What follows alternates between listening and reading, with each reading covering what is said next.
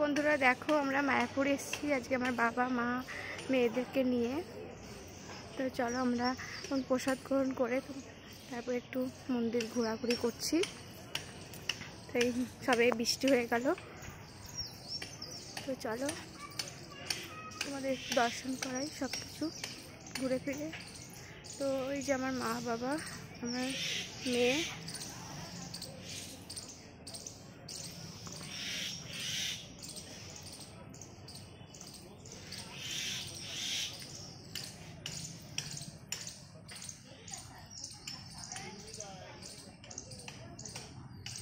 প্রসাদ দোকানগুলো প্রসাদ